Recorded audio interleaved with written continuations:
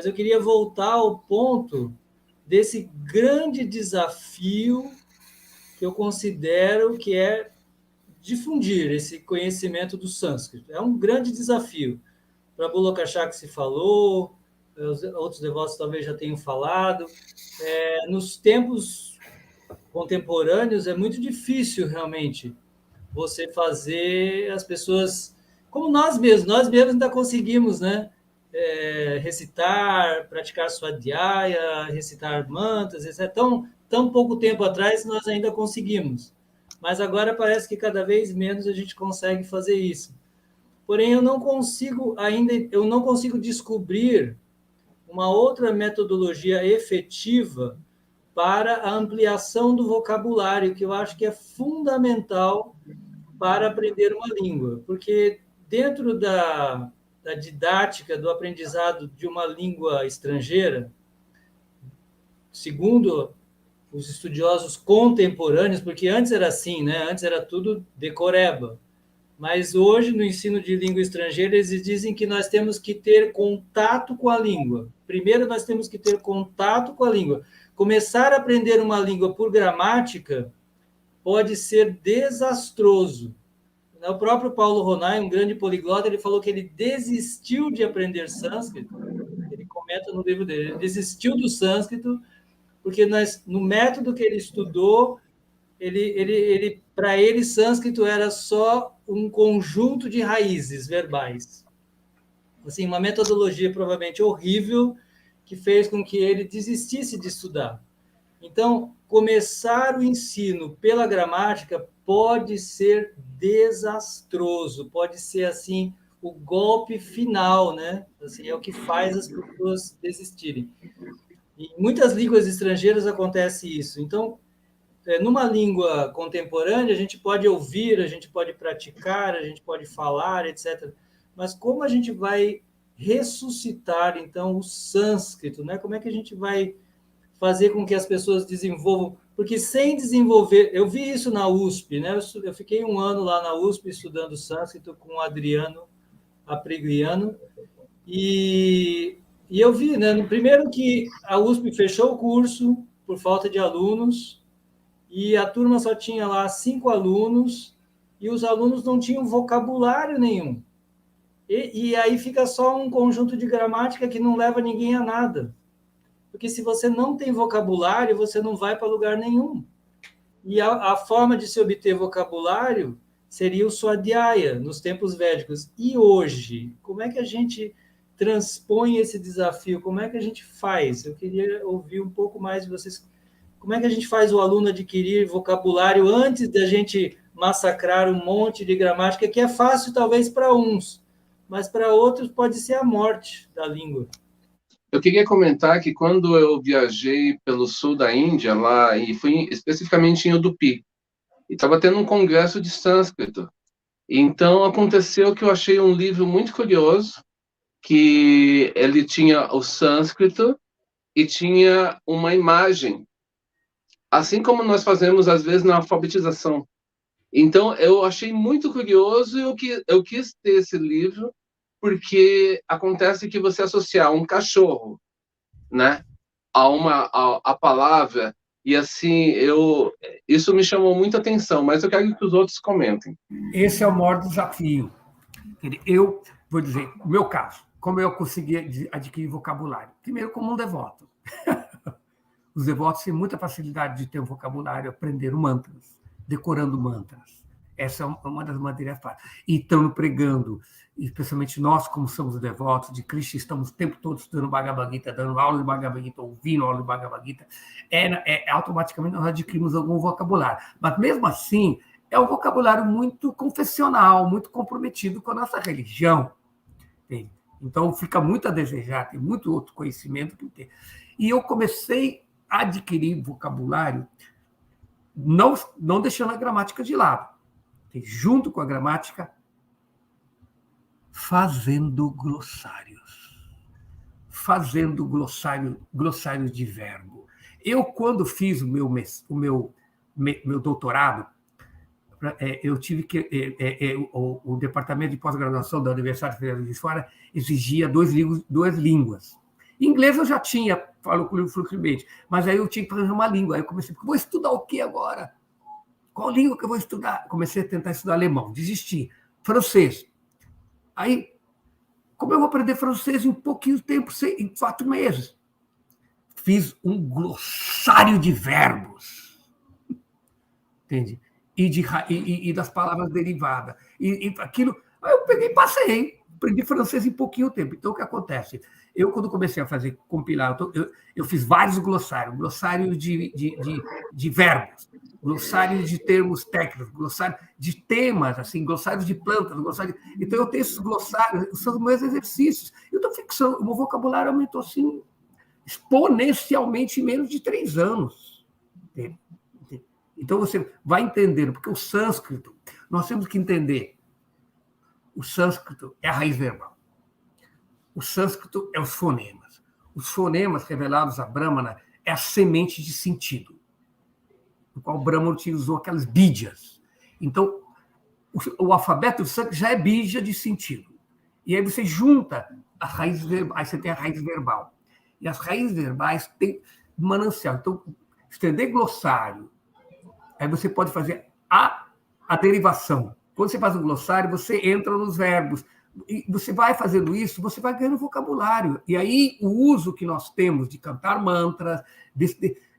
Olha, o que eu aprendi na minha vida de novo, de iniciado, Brahma, que era decorar mantra. O meu estudo de mantra agora, eu estou estudando mantra, eu consigo entender as regras gramaticais na prática. Então, e não só mantra, Yoga Sutra, a prosa. É importante, eu acho que o estudo de um glossário, mesmo como exercício, escrever uma vez e ler 3, isso ajuda você a fixar. É isso que eu estou ensinando meus alunos e está sendo um sucesso bem grande. Pessoas que nunca aprenderam sânscrito, eu tenho 3 alunas, é impressionante a capacidade que elas já desenvolveram. Na hora dos exercícios, então, a gente vai ter que criar, não? Cada um tem a sua própria experiência. Essa é a minha experiência. Eu não estou dizendo que é válida para todo mundo, mas eu acho que no sânscrito a chave é raiz verbal. Raiz verbal. Prefixos verbais. O sentido de cada prefixo verbal aumenta. Nós temos ver e certificar. Aí é muito fácil de você adquirir vocabulário. Tá? Você vai identificar o substantivo, você vai entender os advérbios, quando você está conseguindo pegar o manancial de sentido que as raízes verbais estão, que é modificado, às vezes, com os prefixos verbais, que é chamado Pavarga, né? Aí é necessário a gente estudar, dedicar. Eu dedico pelo menos 2, 3 horas por dia, todo dia, para estudar sânscrito.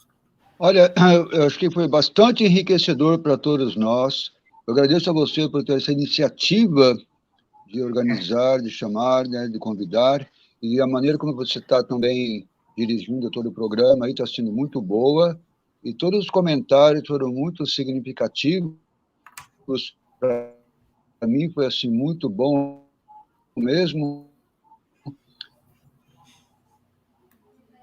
E conseguimos assim trozar de ideia que foi benéfico para todos, né? Saber como aproveitar esse encontro, né? Seria muito uma boa ideia para a gente continuar esse trabalho, esses encontros, tá? Vivo. Obrigado aí, agradeço toda a colaboração. Então, essa oportunidade de nós, devotos, que tivemos algum contato e avanços na compreensão do sânscrito, né? A gente precisa desses momentos de associação para nos inspirarmos, para a gente retomar nossos estudos, né? Estou vendo que eu fiquei atrás tecnologicamente, ainda estou na parte de apostila, que eu tive algum contato com o pessoal do Sai Baba, aqui de São José dos Campos, que eles tinham muito aquele aprendizado errado, né? Aprende a pronúncia errada e depois começa a falar Ramakandra, né? Então eles queriam cantar os mantras e perceberam Socorro. que, né? Então eu tive muito contato com eles, eu percebi assim aquela pronúncia horrorosa, né? Então Mas, assim, esse contato com vocês, com os devotos que estão estudando sânscrito, é inspirador, tá? E eu queria reforçar um ponto também da alfabetização, tá? A boa alfabetização, que culmina no estágio de alfabético, aí que começa o contato com a produção de texto, tá? Eu começo a trabalhar com poema, depois crônica, texto informativo, que já tem que ser, né, com base científica, em fatos, né? E depois reportagem. Então, para depois entrar com a parte de morfologia, é lógico, paralelamente eu vou introduzindo morfologia, substantivos, adjetivos, artigos, numerais, verbos, advérbios, né? E depois que vem a sintaxe. Mas aí a criança já dominou, já consegue escrever um poema, escrever uma crônica, escrever uma reportagem, interpretar. Então, a parte gramatical é paralela. E eu vejo que nós, nos estudiosos do sânscrito, nós partimos muito rápido para a parte de gramática, sem ter uma boa assim, produção de texto, leitura, sabe? Então, isso prejudica, porque a gramática leva muitos anos e é complexa. E, bom, então, eu queria só reforçar o ponto da alfabetização, uma boa alfabetização consolidada, tá? E depois para a produção de texto e leitura é muito importante e paralelamente ser construída a parte morfológica e sintaxe. E espero que a gente se encontre. Muito obrigado, Guilherme, suas palavras. Você é muito importante para nós. Eu queria ouvir o meu querido amigo Mukunda. Obrigado, Guilherme. Volte sempre. Inclusive, essa sugestão de atividade, você ensinar a Devanagari, mesmo escrevendo português, isso é uma prática muito poderosa. Eu já cheguei a fazer isso com alguns alunos e, assim, teve muita aprovação, sabe? Assim, por exemplo, coisas assim bobas, como você fazer uma lista de compras em português. Você escreve lá, por exemplo, assim, laranja, abacate. Você vai escrever em português, mas só que com o código Devanagari.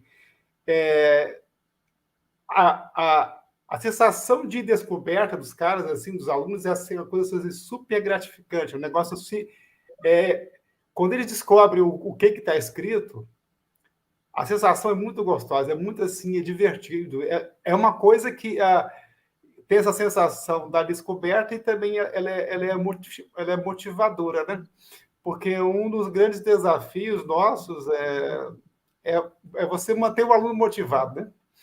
Porque você sabe, tem aluno assim que as pessoas começam a aprender sânscrito, mas em algum momento o camarada desiste. Eu acho que esse que é o ponto sensível em que eu vou entrar agora, porque eu por exemplo, eu tenho essa dificuldade, né? De muitas vezes assim não ter essa sensibilidade de que, peraí, você não está lidando com o aluno ideal que devora a morfologia, que devora a sintaxe. A grande maioria das pessoas não é assim. Então isso para mim é um grande desafio, sabe, de manter o aluno assim motivado. E tem algum recurso aqui, outro ali, por exemplo. E esse, por exemplo, que você utiliza de escrever português com Devanagari é uma ferramenta muito poderosa. Inclusive, a alfabetização do censo é muito demorada, gente. Devanagari, quando eu era novo, eu tinha 20 anos, eu me alfabetizei em sânscrito em 2 semanas. Mas eu tinha 20 anos, né? E também, assim como vocês, nós viemos de outra geração, né? Agora, hoje, você sente assim que você vai dar um curso de introdução ao sânscrito em 2 semanas, tem gente que nem sabe como é que faz o A ainda. Uhum. Agora, por que eu estou falando isso, né? Que eu estou vendo que existem algumas luzes, né, para não deixar o aluno perder a motivação, que eu acho que o grande problema é esse, né? manter o aluno motivado, né? Para mim, isso é super desafiador. Tá, então eu não vou entrar com considerações finais, porque eu já falei tanto, não, que tem tantas coisas que já foram consideradas, não terei. Eu apenas gostaria de agradecer por vocês todos participarem aqui, não. Eu acho que está sendo muito rico essa nova troca, e fica assim o meu convite, né, para a gente poder conhecer o trabalho um do outro, né, e ser um prazer ouvir o feedback crítico do trabalho que eu estou fazendo em vocês. Acho que isso que vai ser importante. E considerando outras coisas apresentadas sobre métodos didáticos de decorar ou de gramática, são situações bem diferentes, né? Como para ensinar crianças, ensinar adultos que já estão interessados em uma cultura, realmente é um pouco diferente. Você pode, algumas pessoas, dá para você entrar num conhecimento mais gramatical, porque essas outras técnicas mais lúdicas é muito demorada, entende? Entende? Então, eu acho que especialmente a minha experiência dos cursos que eu dou, são cursos assim, de curto prazo. Não adianta a gente querer botar técnicas ideais de perfeição. A gente dá para eles o que pode ser assimilado, né? Então, na verdade, eu discordo de muitas técnicas de estudar, como, por exemplo, foi apresentado por Radhanath mesmo. Eu já conversei muito com o filho da Adwaia também, que realmente o estudo da USP não é nem de gramática, é um estudo de linguística comparada, entendeu? É uma outra viagem, entende? Mais distante, né? Mas eu acho que a gente tem que ter o bom senso de ver o nosso público. E para tornar o sânscrito de uma forma assim acessível, é necessário mais tempo. Talvez com crianças a gente possa começar, mas agora, quando você quer pessoas adultas, ou mesmo devotos mais velhos, que querem aprender, a gente não temos que ter um método um pouquinho mais, entende? Assim, até mesmo gramatical mesmo. E a minha experiência é que funciona também se você sabe apresentar de uma maneira lúdica, ou de uma maneira cheia de analogias, de exemplos, e desapegado de um resultado imediato. E a concentração como você falou, não é a gramática, é o exercício, é a prática. Entende? Se não houver prática, eu sempre falo com meus alunos, entende? Aí os alunos, mas vão desistir do curso. Não desiste, vai fazendo o que você pode. O pouquinho que você aprender já é alguma coisa. Então, como yoga, né Brahmarshi? Qual Bhagavad Gita? Krishna repete o que Patanjali fala no Yoga Sutra. Entende? Controlar a mente é difícil, mas é possível com que? Abhyasa e Vairagya. Abhyasa e Vairagya. Prática constante e desapego. Desapego significa que o resultado não vai vir de imediato. Então, eu tento, com meus cursos, fazer os alunos não ficarem frustrados, porque o sânscrito... E eu uso um mantra no meu curso. Todos os alunos têm que aprender esse mantra, que é Sanskritam Sukham. Sanskritam Sukham, Sanskritam Sukham. Sânscrito é fácil. O sânscrito, ele não é difícil, ele é complexo, mas ele é fácil, porque ele é lógico, e ele flui quando você pegou o filão dele. Então, essa é a minha consideração final. E nós temos que, primeiro, desmistificar essa coisa de que sânscrito é difícil. Primeira coisa, tem que desmistificar, que quando você faz isso, começa a fluir. Por exemplo, eu tenho alunos que estão nas aulas ao vivo, alguns estão atrasados 4, 5 lições, mas estão na aula ao vivo, ali, entende? Mesmo que você não esteja pegando, mas vocês têm vídeo gravados, vocês têm as apostilas, vocês podem maratonar ou não. Então, é importante a gente tirar esta trava psicológica no estudo do sânscrito, de nós mesmos. Sânscrito não é difícil. Sânskritam Sukham. Sânscrito é fácil, ele é lógico, ele é poético, ele é matemático. Quando a gente pode entender, o sânscrito trabalha os 2 hemisférios do nosso cérebro, do esquerdo e direito. Ele trabalha o nosso lado poético, o lado intuitivo e o nosso lado lógico. Então, a gente tem que conciliar e não deixar que um lado assuste o todo, não? Então, é isso, a minha consideração final. por estudar o sânscrito. E bons estudos e bons ensinamentos de sânscrito para vocês. Agora, eu queria ouvir o Radhanatha e eu queria que ele mostrasse o livro dele, porque eu gostaria que as pessoas conhecessem esse livro, se tiver algum disponível aí. Ah.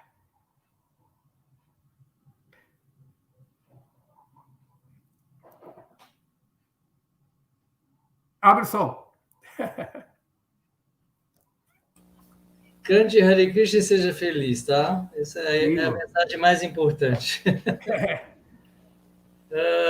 Prabhu, nossa, que prazer, né? Se encontrar assim com os nossos pares, né, Lokashaksi? Porque nosso sonho de décadas era formar uma academia, não só de sânscrito, academia de letras, né? Academia de letras em geral, português, inglês e outras línguas que outros devotos souberem aí, e sânscrito também. Como eu falei, a língua é a ferramenta do professor, né? Então, precisamos ter uma academia de letras e sânscrito, com certeza. Então, parabenizar aí o Jai Vrindavana pela iniciativa. E eu acho que nós temos uma característica distinta de todas as outras pessoas, sem querer, sem sectarismo nem nada, mas eu acho que é uma avaliação racional. Porque o que existe hoje, assim, em termos de interesse pelo sânscrito, como eu estive lá na academia, por exemplo, né, a USP, que é a única que tem alguma coisa, né, que eu saiba agora no Brasil. É como o Prabhu Lokashaksi falou, lá eu encontrei gênios, poliglotas, pessoas que sabiam falar até a língua todas as línguas inimagináveis, assim, algumas que eu nunca tinha ouvido falar, e Yiddish, e coisas assim, e outras assim. Então, só que eu vi que eles não evoluíam no sânscrito, sinceramente, né, com todo o respeito, mas no sânscrito eles não evoluíam, porque assim, era mais uma linguagem para eles, uma comparação, etc., mas não evoluíam em termos de conhecimento, porque não há interesse na língua. Se você não tem interesse na língua, o seu conhecimento não vai evoluir. Então, os devotos, eles têm um trunfo, que eles têm o interesse pela língua. Eles têm o interesse em ler esses livros. Então, eu acho que criar o interesse é o primeiro passo que a gente está fazendo, né? Criar nas pessoas o interesse por ler esses livros, e disso vão surgir pessoas que vão estar interessadas, é sempre uma minoria, obviamente, mas disso vai surgir uma elite aí de pessoas que vão querer estudar sânscrito, né? Então, eu acho que isso vai ser um processo natural, e eu acho que esse aqui pode ser um início de algo, né? Isso que está acontecendo, esse encontro, que hoje a gente tem a facilidade de fazer ele online. Seria tão difícil fazer presencialmente, né? Todos nós nos encontrarmos aí em algum lugar, etc. E agora a gente está podendo fazer isso pela internet. Então, assim, sendo pragmático, eu acho que seria muito bom se desse encontro a gente pudesse produzir algo, né? Assim, talvez a princípio haver um compartilhamento do que as pessoas estão produzindo. Eu fiz isso, eu fiz aquilo, porque eu acho que assim a gente poderia direcionar para alguma coisa. Por exemplo, uma grande carência que eu vejo, assim, imediata, é um dicionário de língua sânscrita em português. Então, trabalhar em cima disso seria tão importante, né? E isso é muito mais fácil fazermos em equipe do que fazer sozinho. É impossível fazer sozinho. Então, se a gente puder produzir algo, porque academia significa produzir material acadêmico, né? Então, se a gente, talvez com essa união de forças, a gente pudesse produzir coisas que vão ajudar uns aos outros, né? Então, acho que fica aí uma ideia pragmática da gente extrair desse encontro aqui, da gente produzir algo que eu sugeriria, talvez, um dicionário em língua portuguesa, porque isso iria, talvez, ajudar, né, a popularizar aí a língua sânscrita. Então, é uma ideia, talvez, de compartilhar material. Olha, eu estou produzindo tal coisa, eu produzi um material sobre fonética, eu produzi um material sobre gramática, eu produzi um material, uma coletânea de textos, ou o que for, né, para a gente ir produzindo coisas. Eu acho que seria muito importante isso. Então, essa é a minha fala, seria essa, né, da gente aproveitar isso aqui, que realmente era um sonho, né, ter uma academia, que isso aqui pode ser o início de uma academia, e daí a gente produzir coisas, né? Como toda academia, ela tem que produzir algo, né? Então, o Lokachaksy, por exemplo, é um que com certeza tem aqui o maior acervo de estudos, que tem com certeza quem mais tem material aí para a gente talvez transformar em algo, né? Ok, tá me ouvindo? Ok. Então, agradecer, tá, por estar aqui, muito feliz de, mesmo daqui do Canadá, podermos estarmos reunidos, cada um num canto do mundo. A ideia, acho que é essa mesmo, a gente poder compartilhar, a gente conseguiu aqui apresentar um pouquinho do que a gente está fazendo, e agora é coordenar para podermos produzir algo concreto que beneficie as pessoas no Brasil, né? Então, o Radhanath falou aí de um dicionário, o Mukunda está fazendo há tanto tempo já essa Bhagavad Gita, agora é só a gente se organizar, entre nós a gente pode fazer uma revisão, ajudar a publicar. Eu estou trabalhando com os Yoga Sutras agora, mas o Radhanath também tem experiência para Bolokasakshi, assim, todos nós, né? Então, acho que se a gente coordenar direitinho, a gente pode produzir materiais importantes, que são importantes, porque quando a gente quer ensinar sânscrito, falta um dicionário, falta uma Bhagavad Gita com a tradução ali e a análise gramatical, falta um monte de coisa. Então, produzir material. E outra coisa é a plataforma, né? Então, o Yoga Culture deu muito trabalho para criar esse aplicativo com plataforma, e para mim seria uma alegria poder ter ali dentro módulos de pronúncia, módulos de escrita, módulos de gramática, que a gente pode pensar em como organizar. E, assim, hoje foi mais esse brainstorming mesmo, vamos continuar trabalhando nisso. Agradeço muito a oportunidade de poder estar aqui falando com vocês. Então, pessoal, muito, muito, muito obrigado a vocês terem dedicado um pouquinho do tempo de vocês para podermos conversar, e espero fazer esse encontro novamente. E você que está assistindo, esse vídeo vai ficar aqui no canal do YouTube, também tem no Yoga Culture, você pode pegar e ver quantas vezes você quiser, e possivelmente essas pessoas que vocês estão vendo aqui, eles têm contatos. Então, entre em contato através do nosso, aqui, dos comentários, que se alguém estiver perto, se alguém estiver, por exemplo, em São Paulo, se alguém estiver no Canadá, se alguém estiver em Minas, assim, entre em contato, porque assim eu passo a pessoa mais perto de você, tá bom? Temos livros, temos algum material já. Então, muito obrigado a todos e até a próxima. Tchau, tchau.